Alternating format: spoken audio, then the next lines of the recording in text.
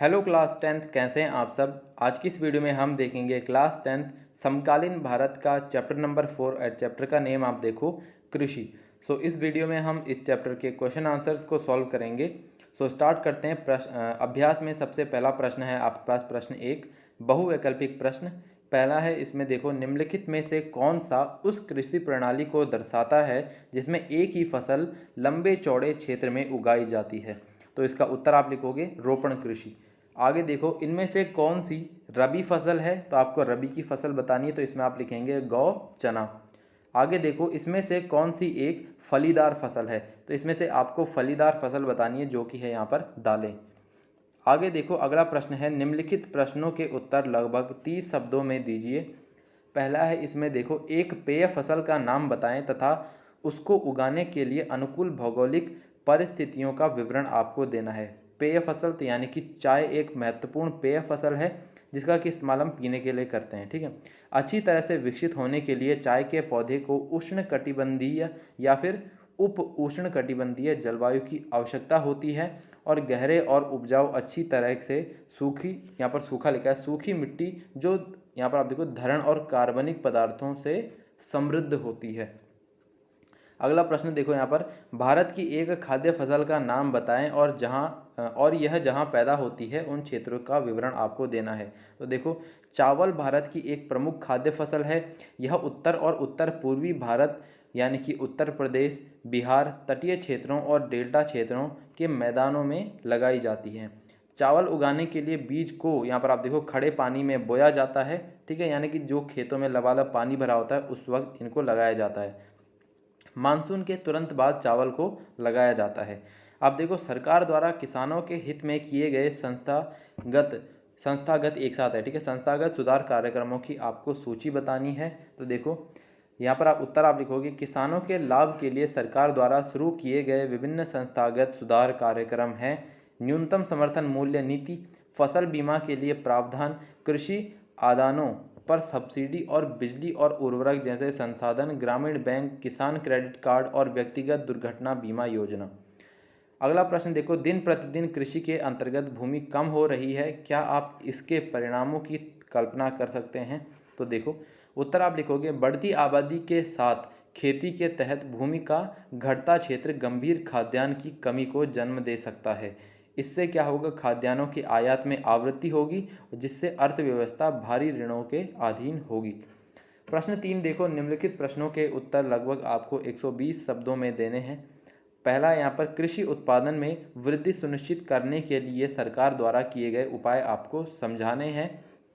तो देखो, कृषि उत्पादन में वृद्धि सुनिश्चित करने के लिए सरकार ने सामूहिककरण, जमींदारी प्रणाली के सहयोग और उन्मूलन को प्राथमिकता दी। भूमि सुधार, यहाँ पर आप देखो, प्रथम 5 वर्षीय योजना का मुख्य केंद्र था। 1960 और 1970 के दशक में कृषि सुधार दिन का क्रम था।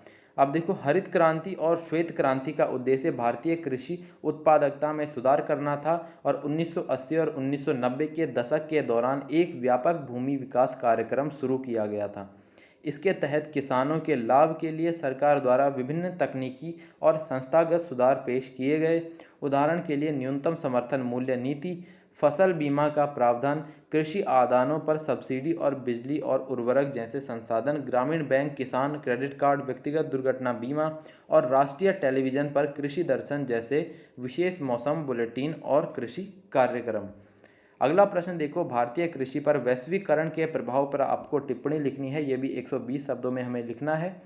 उत्तर आप लिखोगे, औपनिवेशिक काल से भारत कृषि पर वैश्वीकरण का प्रभाव महसूस किया गया है। कच्चे कपास और मसाले भारत से महत्वपूर्ण निर्यात वस्तुएं थे। 1917 में भारतीय किसानों ने ब्रिटेन के फलते फूलते वस्त्र उद्योग में डाई की आपूर्ति करने के लिए खाद्यान्न के स्थान पर इंडिगो उगाने के लिए चंपारण में विद्रोह किया। इस प्रकार भारतीय कृषि के लिए वैश्वीकरण के अपने वरदान और प्रतिबंध थे। यहाँ पर आप देखो, उदारीकरण चुनौतियों का सामना किया। यह छोटे और सीमांत किसानों की स्थितियों में सुधार, हरित क्रांति के नकारात्मक प्रभावों का मुकाबला करने, जैविक खेती को विकास करने और बढ़ावा देने और अनाज से लेकर उच्च मूल्य वाली फसलों तक विविधता लाने के द्वारा भारतीय कृषि को फसल और लाभदायक बनाने की आवश्यकता को दर्शाता है। अगला प्रश्न देखो, चावल की खेती के लिए उपयुक्त भौगोलिक परिस्थितियों का वर्णन आपको करना है। तो इसका उत्तर आप लिखोगे यहाँ पर, देखो डेल्टा क्षेत्र में उगाई जाती है। पहला यहाँ पर आप देखो, इसे उच्च तापमान यानी कि 25 डिग्री सेल्सियस से ऊपर और 100 सेंटीमीटर से अधिक वार्षिक वर्षा के साथ उच्च आर्द्रता की आवश्यकता होती है। कम वर्षा वाले क्षेत्र में यह नहरों और ट्यूबवेल के माध्यम से सिंचाई की मदद से बढ़ता है। ठीक है। चावल उगाने के लिए बीज को खड़े पानी में बोया जाता है और मानसून के तुरंत बाद चावल को लगाया जाता है।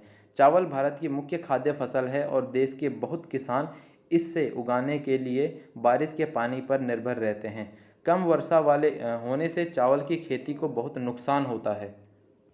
आगे देखो यहाँ पर है परियोजना कार्य, तो ये आपको स्वयं करना होगा। पहला देखो, किसानों की साक्षरता विषय पर एक सामूहिक वाद विवाद प्रतियोगिता का आयोजन आपको करना है। तो ये तो देखो आप स्कूल में करो, ठीक है, बहस छेड़ो आपस में। अब देखो, भारत के मानचित्र में गेहूं उत्पादन क्षेत्र आपको दर्शाने हैं। तो देखो, गेहूं उत्पादन क्षेत्र उत्तर प्रदेश, पंजाब, हरियाणा, मध्य प्रदेश, ये यहाँ पर स्टेट्स मैंने आपको बता दिए। तो ये आप नॉर्मल गूगल पे जाके सर्च कर सकते हो या फिर इनको खुद बनना, ठीक है। बुक के अंदर आपको मैप दे रखा है। बाकी यहाँ पर ऊपर नीचे से बाएं दी गई वर्ग पहली है, इसको आपको भर लेना है। तो देखो, भारत की 2 खाद्य फसलें, दूसरे में आप लिखोगे यह भारत की ग्रीष्म ऋतु फसल है। तो ये आपको पॉइंट दे रखे हैं कुछ। उत्तर आप देख लो, पहले में आपका आएगा राइस, दूसरे में वीट, फिर यहाँ पर आप देखो जैद, प्रोटीन, मेज, वी, और यहाँ पर आप देखो टी, कॉफ़ी, कॉटन, ये आपको सब भर लेने हैं। सो क्लास 10th यहाँ पर आपके इस चैप्टर के सारे क्वेश्चन आंसर कंप्लीट हो गए हैं एंड आप क्लास 10th अदर सब्जेक्ट के question answer videos modern master ji के चैनल पर देख सकते हैं। मैंने सभी पे वीडियो बना रखी है। बाकी तब तक के लिए पढ़ाई करते रहें। All the best.